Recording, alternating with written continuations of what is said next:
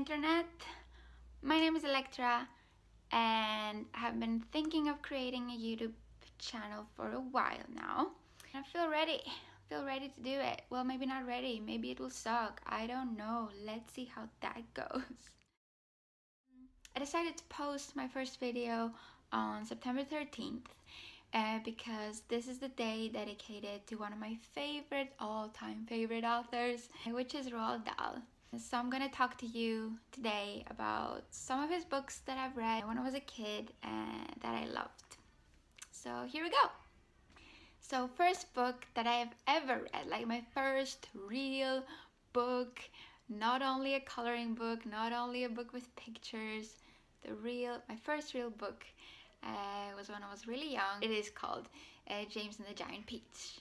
And I still remember the feeling, I still remember the cover of the book and how it felt accomplishing reading a whole book on my own and all of that. And it really transported me into this whole new world of this majestic mind that was Roald Dahl. So James is a kid who unfortunately loses his parents already from the first chapter. So he deals with death already for a child's book, I think. Pretty gruesome. So anyway, he ends up living with his aunts, the only relatives he still has that are alive. However, they treat him very, very badly in a variety of ways. And one day when he's working at their garden, chopping some wood or something, he encounters a strange man. And he gives him these little green wormish magical things that he's prepared for him apparently, and somehow he gives a bag full of them, and he says that it will change his life. So he's really excited. He can't wait to go back home to his room and see what will happen. And unfortunately he stumbles, and these wormish things just like go into the earth, and it's really sad. Nothing he can do about it. But there's an old tree, an old peach tree in the middle of this garden, and it has never bared fruit. But at that moment, the aunts realize, oh hey, there is a peach growing on this tree, and it just grows and grows and grows and grows. They're just fascinated by it, and it just keeps growing until it reaches a point where it's huge, like a house. So yeah, that's the beginning of the story. You can see already from the cover that there are some insects and James the boy on top of this peach in the middle of the ocean. So maybe you can kind of, see where this will go. Now the second book that I read was Matilda. So Matilda, well, it starts with the same kind of premise. A young girl this time, and her parents treat her quite badly. They don't appreciate her or anything like that. They don't read books, but she loves them. She is self-taught when it comes to reading, and she just reads everything that it lies around in the house, from magazines to cookbooks to anything she could lay her hands on. When she reaches 4 or 5 years old, her parents start to just leave her in the house alone. So she starts thinking, okay, what can I do? Or can I get more books? So she looks up the local library, and decides to just head over there.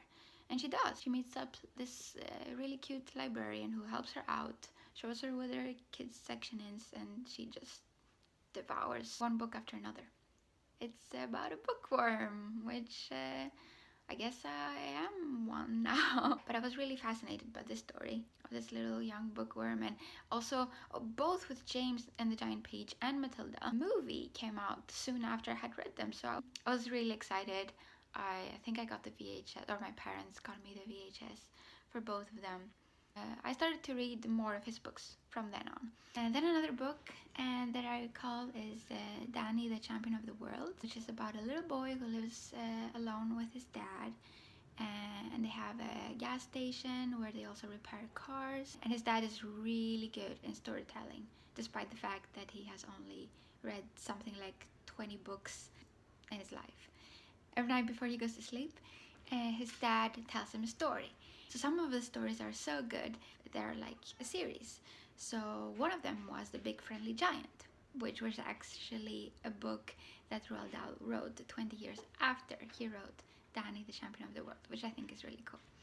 And Danny, the Champion of the World book, a very rich man organizes this event. Every rich person in England gathers for this event, and they shoot birds.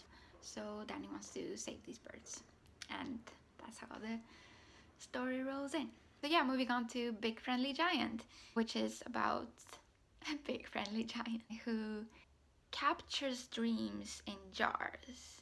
And he lives far away from the city, and he's really, really tall, obviously, because he's a giant. The giant, I remember this, so I don't know. The giant really doesn't understand how burping is so. Yeah, people think, I mean, it's not polite, but it's a normal thing to do, I guess. But for the giant, that's not. He finds it totally disgusting. But farts are okay. So yeah, he describes how the feeling of farting is according to his experience. And I don't know, I thought it was hilarious. I still do. And there's also a movie directed by Steven Spielberg. Of course, I could not mention Charlie and the Chocolate Factory. Oh damn! I wanted chocolate when reading that book. I think you would be crazy not to. I guess you know it maybe by the movie also, as it's about a boy again who is really, really poor, and he lives together with his family, so his parents and his 4 grandparents in this town in England. And next to their house there is the most famous chocolate factory in the world, which is owned by Willy Wonka, and this very weird man whom no one has ever seen. Charles goes by there every day when he goes to school, and this marvelous chocolate smells come from this factory, and he just wants to eat chocolate so much. But yeah, as I said, he is very poor, so poor that his birthday present every year is a chocolate bar. That's everything they can afford for the little boy. So he, every time that his birthday comes, he's so excited, and cherishes that chocolate bar for a month. So first he just looks at it for the first couple of days, and he decides to rip it open a little bit and eat a tiny piece every day. And yeah, just thinking about it is just also makes me sad about their situation, but also makes me want to really eat chocolate. It's really amazingly written with really clever lyrics by the Oompa Loompas who live in the chocolate factory. And yeah, you should really read it. And there's a sequel called Charlie and the Great Glass Elevator, which I also recommend. Another book which is amazing is called Fantastic Mr. Fox, and it's about this poor fox who lives in an area with 3 very mean men, and he wants to draw up a scheme so that he can steal from them, steal chickens and apple cider and whatnot they are producing. So that was really fun. It was a very short story, as I recall. However, I also really recommend the movie that goes by. There are a lot of movies that are connected with the Roald Dahl books. That's pretty awesome for someone who really loves the books as well, to indulge in. So it's a movie made by Wes Anderson, and it's just amazing. I actually saw it, I think, last year because my sambo was like, you have to watch this, you will love it. And for some reason, when I love something, or I know I will love something, I just put it off. I don't know, because I don't want to ruin the expectation. I don't know why, but eventually I did see it, and I think that was one of the best movies I've ever seen, actually. So you should give it a go as well.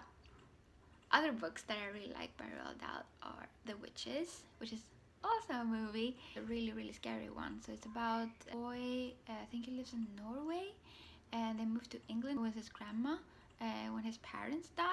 A lot of miserable kids' childhood, parents dying. I guess it was a theme he was using.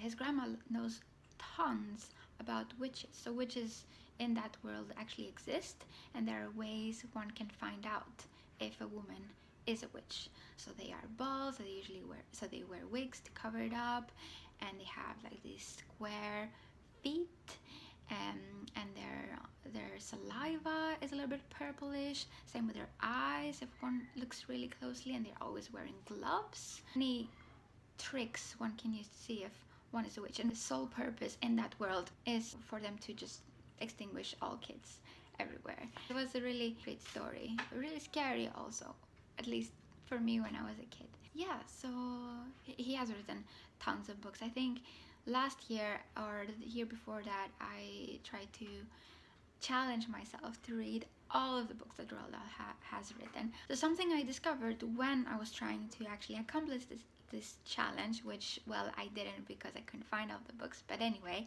was that he wrote a lot of books for adults, short stories, that is, which are really good and really gruesome but weird. So he has that still weird, quirky element that he used in his child books. So that was really interesting.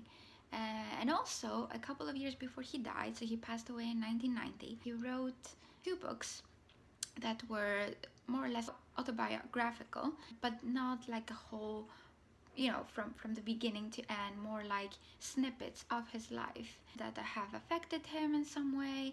Both of them were really great reads because I really wanted to know more about the author that I loved. So if you get into him, or if you're already into him, I would also really recommend to check that out if you hadn't known already.